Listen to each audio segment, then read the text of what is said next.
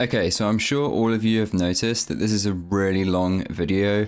I've tried my best to condense the information and not waffle too much, but I literally can't make it any shorter without missing key information. But I have added chapters so you can skip to whatever info you want. Yo, what's up everyone? Again, a bit of a different video today, covering my own DPS build for the Hive of Gorgons raid, and a few other alternatives that you can use as well. I got a tank and a healer example too. But it is kind of important that all of the DPS aren't running the same build so that you can apply lots of different debuffs to the bosses. And I'm also going to briefly cover over the main boss mechanics after showcasing the builds. So the other day I posted a POV of my run in the Gorgon raid with my company that was pretty fast and I was mechanically sound myself. So I'm going to be covering the build that I used there. And one thing to note is that the main reason that I'm using Void Gauntlet is because of the Essence Rupture ability, which is giving everyone 20% lifesteal when they're hitting the boss, which essentially allows you to run the whole raid with only one healer, which means more DPS on the boss. The way we've been doing it is with 2 people running Essence Rupture. And for maximum uptime, you should be using the Refreshing Rupture weapon perk. And then for the other 2 abilities, you want to go with the Oblivion Circle and Tether. They're the next best 2 VG abilities for the raid. Oblivion for the Empower and Tether for Empower and Weaken. As for main hand, I'm using the Freya's Hatchet from Mutated Genesis. With all of the throwing hatchet abilities, you can absolutely spam your abilities with this, with normal throws in between to maximize damage. I'm just going to show you the mastery trees now. So that is the throwing hatchet tree that I'm using. As for the Void Gauntlet, this is the tree that I'm using. As for armor, and this goes for every DPS build, you need to be in a light equip load. It's important that you're not missing out on any damage, and if you're in medium or heavy, you are kind of throwing, not kind of, you are very, very much throwing and letting the raid down. And to be honest, you will probably get kicked if people notice. As for perks on your armor, you want Enchanted Ward on as many pieces as possible. That's like the main, most important perk that you want to be running. Each boss is mainly going to be doing one type of damage. So the first boss is strike damage, the second boss is slash damage, and the third boss is nature damage. However, the main problem people have in the raid is completing the second boss. So ideally, if you don't want to be swapping lots of stuff out, then you want to be building your build for the second boss. So you'd want to prioritize slash protection slash conditioning. So I'm going to go over my armor here. We've got Freedom, Enchanted Ward, Refreshing. I got this from the Gorgon raid. I just bought this. It has slash conditioning and health on it. Not too bad. Here we've got Enchanted Ward, Strike Conditioning, Health. Again, if that was slash conditioning, it would be better, but it's not too bad. Here we've got Early Aversion, which is just not really helping at all. Refreshing and Strike Conditioning. And then I'm using Tumbler Feet Wraps as well. As you can see from my gear,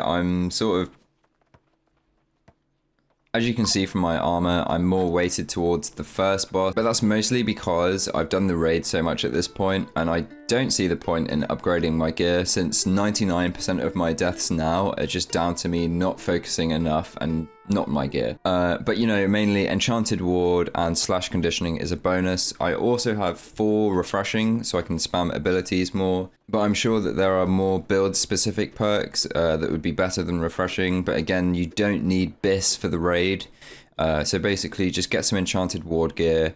If it's a 2-perker, that's absolutely fine. I'm also running a slash protection amulet, the Soul Shroud amulet that you get from Merkgard.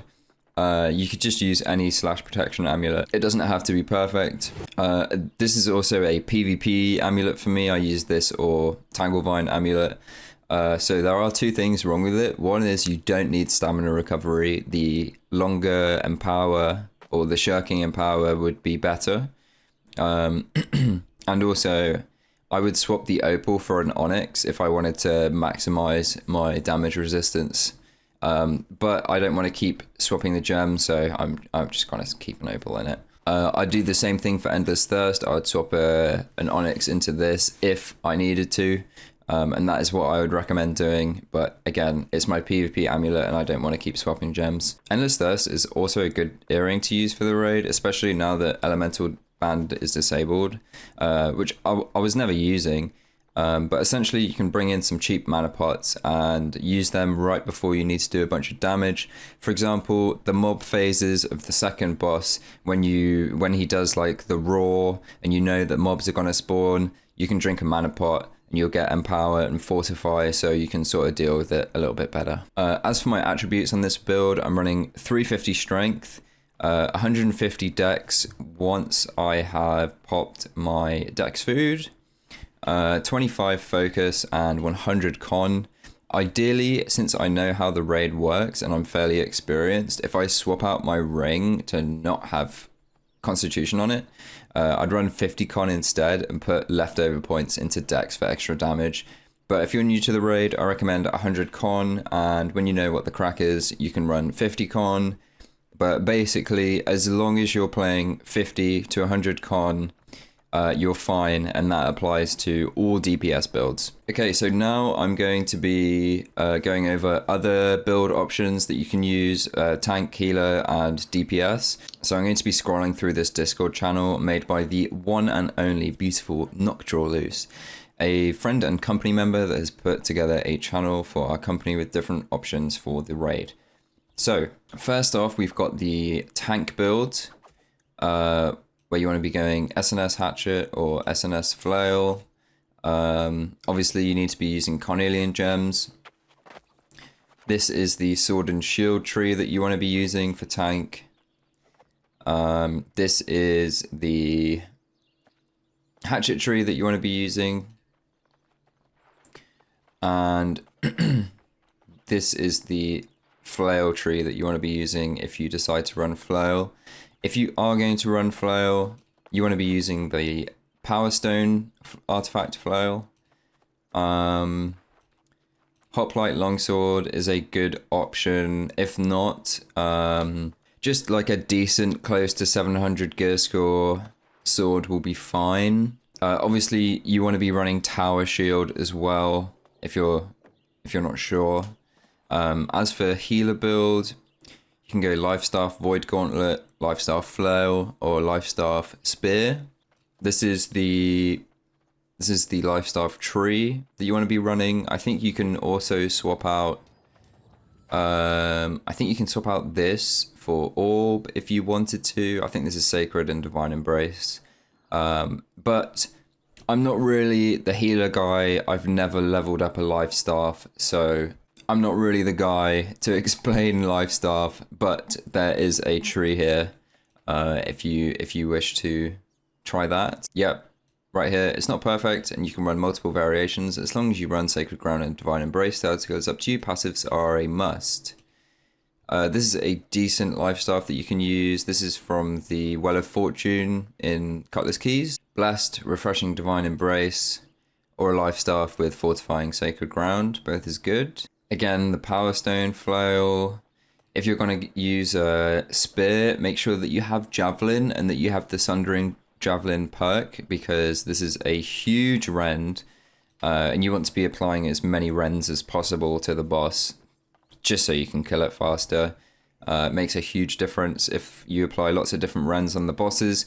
So, for example, if 3 people have Sundering Javelin, and all 3 of them throw it at the boss at the same time, it only gets 1 stack of rend. So it's not like there are 3 versions of the Javelin rend applied. It's just 1. But if someone throws Sundering Javelin, and someone else uses Rending Throw on the Hatchet, they do stack. This is why you want different builds for the boss. And this is the tree if you want to run Lifestaff Void Gauntlet. As for DPS builds, this tree is looking pretty similar. I'm pretty sure this is the threat perk, so you don't want to use this. Just anything else that looks useful, swap it out for that. And the idea is to main hand the sword because you get like a 10% empower buff for your teammates. So you basically make everyone else stronger as well if you run this. Whirling Blade also inflicts a rend, so you want to be using that, and you can pair it with the Sin for even longer debuffs. And you can use the Butcher. The Butcher is very good, but obviously you can't use that with Sin or the Hoplite Sword or just a very decent normal sword. This is the Throwing Hatchet build that I've already covered, so we don't need that. DPS Repair, so this is the mastery tree of the repair that you want to be using. And you want to just spam flurry and then evade, auto attacks, and then flurry again, and that's your rotation. I'm assuming that you want to run repair with spear because you can apply bleeds with both of the weapons, and you're going to do 15% more damage against bleeding targets. And if you really want to min-max, you can put Disdained Infliction on the finisher as well to extend the dots. And your dots do more damage. And you can also put 2 of the weapon perks on armor. So Omnidirectional Evade is a good one, and Leeching Flurry is also a good one. Since you're going to be melee distance, you're going to be taking a little bit more damage. So Leeching Flurry is pretty good for that. This is the spear tree that you want to be using. You could also, use Javelin with Sundering Javelin, but if someone's already doing that, then it's not necessary. You can just run these three perks. Enfeebling Skewer is a good one because it's going to apply a weaken to the enemy. Leeching Cyclone is also good because, again, when you're melee distance, you're probably going to be taking a little bit more damage, so getting all that HP back is very useful. And then with finisher. As for Firestaff, this is the tree that you want to be using for Firestaff to maximize your damage. And you want to be pairing this with finisher or life taker or sin, all good options. This is the Great Sword tree. I'm assuming you want to be using this with either spear, hatchet, or bow. I've seen a few bow greatsword builds. Usually bow greatsword makes me giggle a little bit because in PvP it's just, I'm not gonna lie, it's really bad. But as for the raid, it can be decent. But really, you only really want to be doing this if you have Serenity to actually make it worth, but you could use just a decent greatsword and see how that goes as well. There's also a melee hatchet build, so this is what you'd want to be using. Obviously, Berserk for the extra damage, Torrent, and then Rending Throw for the rend is the most important. So that's the tree for that. And here, Keen Berserk or Refreshing Torrent on the weapon. I personally really like Refreshing Torrent on the weapon because you can pop Berserk, you can use your Refreshing Torrent, and then it's like on a 6-second cooldown if you hit all of your Torrent attacks. And then basically, by the time your Berserk runs out, you'll be able to Torrent again, and then you're going to reduce the cooldown of Berserk down to 4 seconds, and then you can pop Berserk again and just do the same thing over and over and over, and then put Keen Berserk on the armor, and you'll be cooking with that build. And yeah, these builds are mostly for the second boss because that is usually the one that people are struggling on most. Yeah, so unless you're doing some giga speed run, repair, insane fast big DPS raid, then on the first and third boss, you want a decent amount of range. And then on the second boss, you want a decent amount of melee, mainly for the mobs. But you can have a couple ranged for the second boss as well, because there are spikes that appear in the arena, and sometimes you cannot run over to them melee distance to hit them, because you just die in the spikes. So having a couple range for the second boss is actually a good idea, but you mainly want melee. For tank, you want to be going in heavy, and you also want to be going at least 350 con, and if you're not sure, just go higher than that. We had a tank in a pug group with 200 con, and he was just always dying, even though the healer was permanently healing him. Maybe in some universe that works, but I don't think most people will find that ideal. So tank, heavy equip load, and tower shield. And DPS and healer, all light equip load, 50, 100 con. Okay, so onto the raid mechanics part of the video. In all of the dungeon mobs / non-boss parts of the dungeon, it's absolutely fine to die. If you go down, don't waste people's time and just instantly finish yourself and start running back. There's 0 consequences for this, so you may as well let the people alive continue doing what they're doing and just run back yourself. A lot of the time you're like 10 feet away from the shrine anyway, and you can instantly start helping again. This goes for all before first boss, after first boss, and after the second boss. Okay, so the mechanics for the first boss. First thing is pillars. The floor will start to rumble. Stand on one of the rumbling spots and a pillar will shoot out of the ground. This deals damage to you, don't worry about this unless you are low HP, and you will land on top of the pillar, which will increase the damage you deal to the boss as you are higher up than him. Shockwave. The boss will slam the ground and a shockwave will hit everyone on the floor in roughly a 30-meter radius. You can dodge through this or just tank it. Crystals. The boss will fire out black crystals. You must kill these as fast as possible or they will explode and wipe the whole raid. If all DPS are helping with this, you have more than enough time, so don't stress out about it. If you're on a pillar and a black crystal lands near you or on your pillar, drop off the pillar immediately, or alternatively, as soon as he shoots out the black crystals, just jump off the pillar and damage the black crystals. Boulders. The boss will gather large boulders around him and fire them out in a straight line from him in multiple directions. You can tell when he's going to do this because he slams his tail on the ground. You can hide behind a pillar or a black crystal or just find a spot between 2 of the boulders or dodge to avoid this. There's like a roar mechanic that happens. The boss will stand up and roar. This will explode pillars and one-shot you. The pillars start to glow, and as they get brighter and brighter, then they explode. If you stay on top of them, you will just get one shot. You have time, and usually the tank will call it out. All you have to do is jump down off of the pillar when he's roaring. Jump. So after 50% HP, the boss will mark random players in the raid and start jumping to them. Try to spread out a bit so that you're not all together. It also emits a shockwave, so you can not be in the same place as the person getting jumped on and still be hit by it. If you're marked, just dodge as he's coming down from the sky. So he jumps up in the air.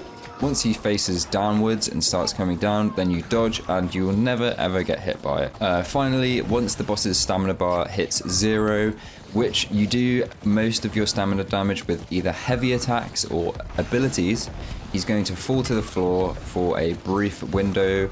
And if you can, you get behind him, which is where his crit spot is, or the most damage that you're going to hit, and you're going to be hitting like 10, 11, 12, 13, 14k damage per hit if you hit him in the back there. But if you're far away, if you're up on a pillar and you're too far away from the boss, it's fine to just stay there and keep hitting him because the window is pretty small. So if you're not already kind of near the boss, it's not really worth giving away your position just to get like 2 hits on him. I also forgot to cover the Medusa maze part. So after the first boss, you're going to go into the Medusa maze, and the whole raid group, you want to go through the gates to the right, all together, kill the first 2 spiders. You leave 2 people to stand on the pressure plates. You keep going around the side to the top right, kill the 2 spiders, leave 2 people on the plates, and then you go around to the top left. Again, kill the 2 spiders, leave people on the 2 plates. If anyone gets aggro of the Medusa, then you want to take them to the middle where there is like a square. It's not a pillar, but it's like a square raised thing in the middle of the maze. And you can kite Medusa around that so she's not like interrupting people standing on the plates. Once everyone's activated the plates, the objective at the top right will update, and then you can run through and take on the second boss. So mechanics for the second boss. The boss will roar and spawn minions, corvids, wolves and spiders. Phase 1 and 2. Focus the corvids and then the wolves. Ignore the spiders unless they're harassing you. It's not wasted though if you kill the spiders, but the main focus is corvids first and then the wolves. Phase 3, you can either Focus the wolves, then corvids. However, if the boss doesn't have too many stacks of empower or lifesteal on him, you can just straight up just hit the boss. When he's 30% and he goes all black and you're on the last phase, you can just push the boss. If you get aggro of the mobs, you want to run towards the middle where the tank is so he can take aggro from them so you don't grief and die. Okay, so spikes. A section of the arena will glow red from either side and converge in the middle. Once it converges, spikes will spawn from the floor and rapidly kill you. To avoid this, just move to a different section of the arena. Ideally, you want to follow the crowd, or if you're in a Discord, you call out where you're going to go. It kind of makes it easier rather than if you're spread out. For example, he does the roar and the mobs spawn, but there's spikes in the middle and there's some people on the left and there's some people on the right. It's going to be harder to group up the mobs and do big damage to them.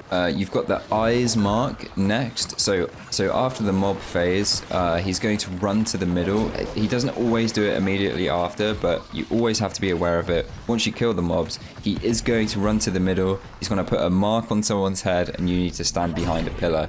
Ideally, what you want to do is as soon as you finish the mob phase, just be near a pillar. You don't want to be that guy that gets caught by this because it is such an easy mechanic to avoid. So after mobs, go to pillar.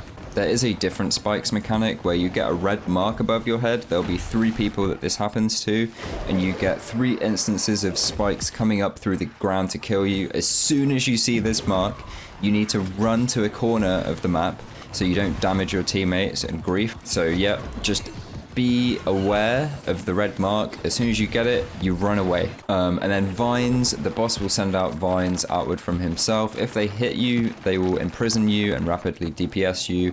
Melee them to break free of the vines. Teammates can help too, or if you see the vines coming towards you, simply dodge roll and you won't get trapped. And once you have all of those mechanics down and your group has enough DPS, you should take out this second boss no problems, and it's the hardest part of the raid. So if you guys can do this, then you should be able to get a raid clear no problems.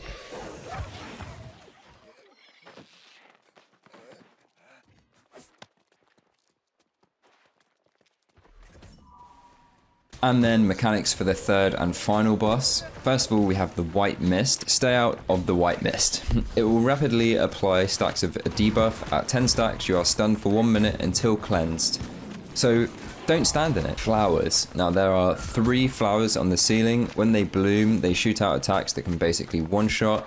Prioritize killing flowers over everything else. This includes the flower on the boss's back. It does the same mechanic, so as soon as you see that, take it out. Now for eggs, you can decide with your raid what you decide to do here, but our group has been ignoring the eggs and just DPSing the boss or the flowers, whatever needs dealt with. Eggs are going to spawn mobs, so you just want to take them out. As soon as they spawn, focus the mobs, make sure they don't cause any trouble. There's volcanoes as well. It's like a green bubbly thing on the floor. And you want to use one of the 4 cleansing pillars and throw the cleansing ball at the volcano to get rid of it. The volcano will give you the stink that is eventually just going to completely wipe you out unless you cleanse yourself, so you just want to get rid of those. Also, if you throw a cleanse onto the boss, there is a chance that he's going to turn around and randomly charge at you, so watch out for that too. If someone is stunned, especially the tank, it will last 1 full minute. You must go grab a cleansing ball and throw it at the stunned teammate to wake them up. And the charge, once the boss hits 40% HP, it will start charging around the arena occasionally. The tank may pull this out, but it's very obvious. Just dodge away from it if it focuses you. Also at 40% HP, the cleansing shrines are going to get like entombed in vines. As soon as you see this, clear them all out, all 4 of them in the 4 corners, because obviously you need the cleansing pillars. There is one last mechanic. Sometimes the boss kind of pauses and looks at someone and you get like an orange mark on you, and then she's gonna spit at you, and that instantly gives you full stacks of the stink debuff, and you need to get cleansed ASAP if this happens to you. And that is pretty much all of the boss mechanics. We also have recommended DPS builds for each boss. So on the first boss, you need range damage. So Freya's Hatchet, Fire Staff. You can use bow as well.